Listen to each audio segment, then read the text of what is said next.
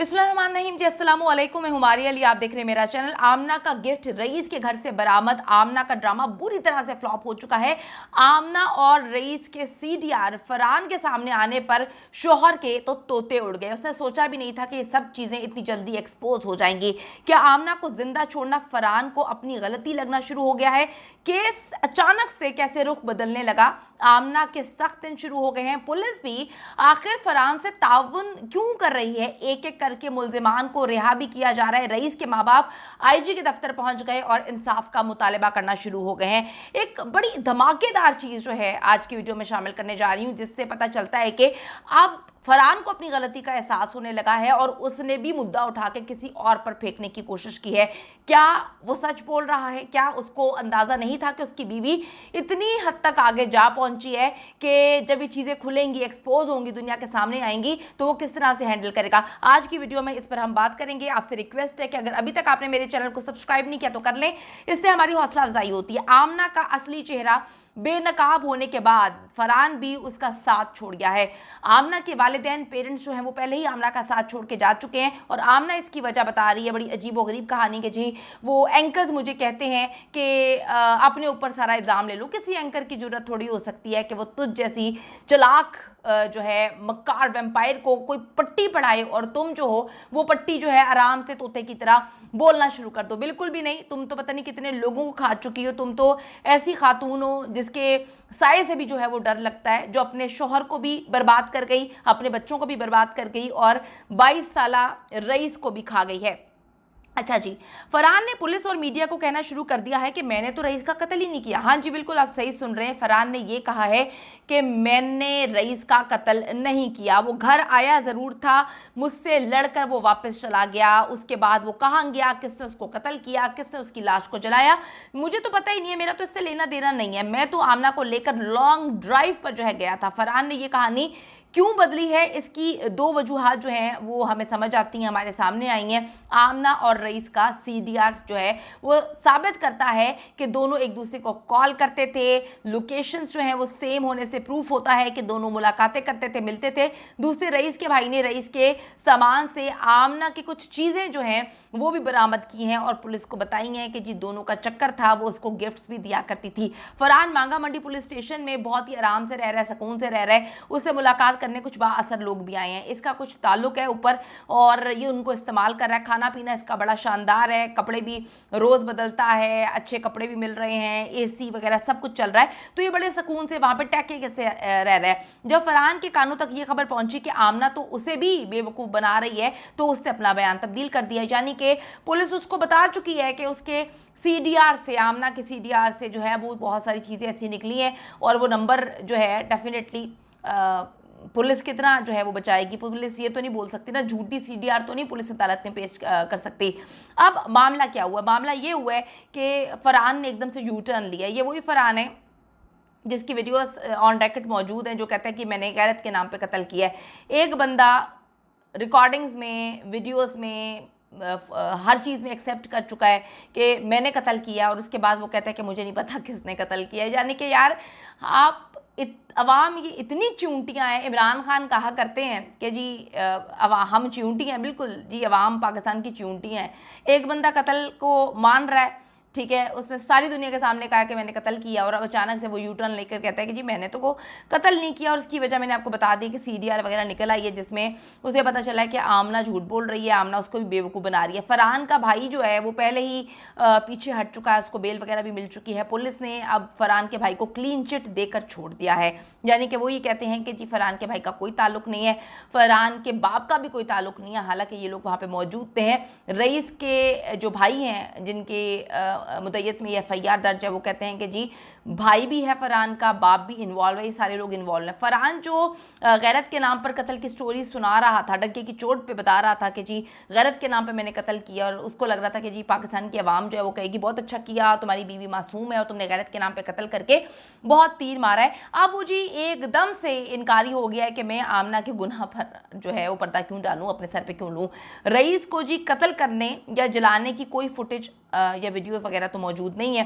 Farhan accept करता है कि उसने रईस पर तशद्दुद करके वीडियोस जो हैं वो रिकॉर्ड की थी, फिर उसने जला दिया। ये बातें उसने अपने मुंह से बोली हैं।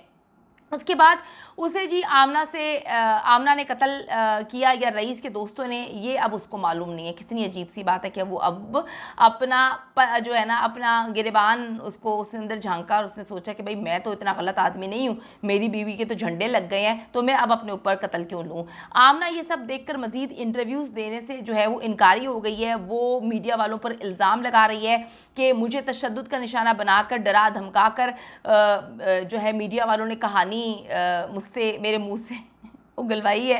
वो कहती है जितने भी इंटरव्यूज़ लिए हैं जिसमें मैं माफ़िया मांग रही हूँ रईस के वालिदैन से, और जिसमें मैं जो है वो माफ़ी तलाफ़ी कर रही हूँ, वो सारे ज़बरदस्ती इंटरव्यूज़ लिए हैं यूट्यूबर्स ने और जितने भी मीडिया के लोग आए थे। इतनी तू चूची काकी कि तू पुलिस स्टेशन में बैठी हुई है और लोग तुझे डरा धमका के, तू तो ऐसी खातून है जो 7 घर ना छोड़े। मतलब आप कितना झूठ बोलते हैं। मैंने 1000 किस्म के जो है वो दरिंदे देखे हैं, डाइने देखी हैं जो लोगों को कत्ल कर देते हैं, लोगों की ज़िंदगियां बर्बाद कर देते हैं, तबाह बर्बाद कर देते हैं। लेकिन ये खातून को मैं नंबर 1 पर अभी पॉइंट दूंगी क्योंकि ये ऐसे गिरगिट की तरह रंग बदलती है। इतनी शातिर खातून और इसका इतना शातिर मर्द मैंने अपनी ज़िंदगी में अभी तक तो नहीं देखे। आमना और रईस की खुफिया रिकॉर्ड और कुछ सबूत जो हैं वो हमारे हाथ भी लगे हैं, जिससे साबित होता है कि असल जो प्लानिंग है वो आमना नहीं की है, आमना ही असल प्लानर है। ये सबूत अगली वीडियोस में जो है वो आपके सामने रखूंगी ताकि आपको इल्म हो सके, दूध का दूध और पानी का पानी आप कर सकें।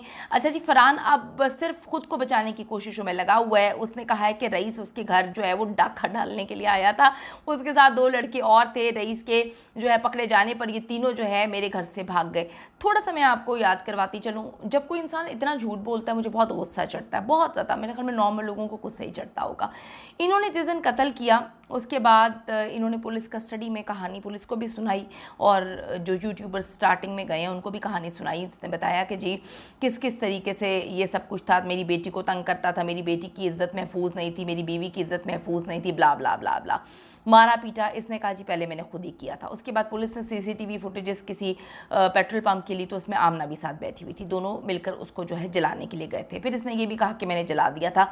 जब मुख्तलिफ एंकर्स ने पूछा कि जी आपने तो बिल्कुल ही लाश को जला दिया, तो इसने आगे से बकवास की, इतनी भी नहीं जली थी। हालांकि डॉक्टर्स के मुताबिक 90 से 95% लाश जल चुकी थी। इन्होंने सारे सबूत मिटा दिए थे, इन्होंने हर चीज़ कर दी थी। अब ये कहानी सुना रहा है, नई कहानी, कि वो हमारे घर में डाका डालने के लिए आए थे। तुमने बताया कि 10 दिन पहले जो है एक इसने बयान दिया कि 10 दिन पहले रईस जो है वो हमारे घर आकर चोरी करके गया है। मेरे गाड़ी के पैसे 5 लाख और एक सोने का सेट, यानी कि 10-12 लाख की चोरी करके गया है। और तुम लोग इतने शाह खर्च, तुम लोग इतने जो है पैसा रख के भूलने वाले कि तुमने पुलिस को नहीं बताया कि एक घर में आके बंदा जो है वो डाका डाल के चला गया। ठीक है, इन्होंने ये बात स्टोरी बिल्कुल भी नहीं बताई।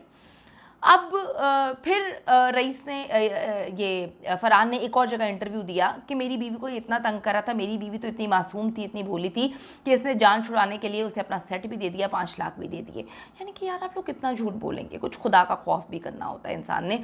मैं ये बात कहती हूँ, इंसान को ज़िंदगी का बिल्कुल भरोसा नहीं है। जो भी लोग एक दूसरे के साथ बुरा कर रहे हैं, यार अल्लाह को याद रखें प्लीज़।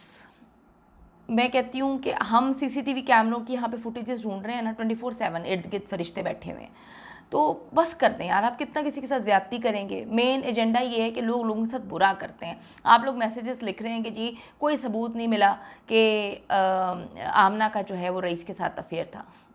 नहीं मिला सबूत तो आप जाके पुलिस से पूछ लें, पुलिस के पास तो CDR है, पुलिस ने तो डिक्लेयर कर दिया कि दोनों का अफेयर था।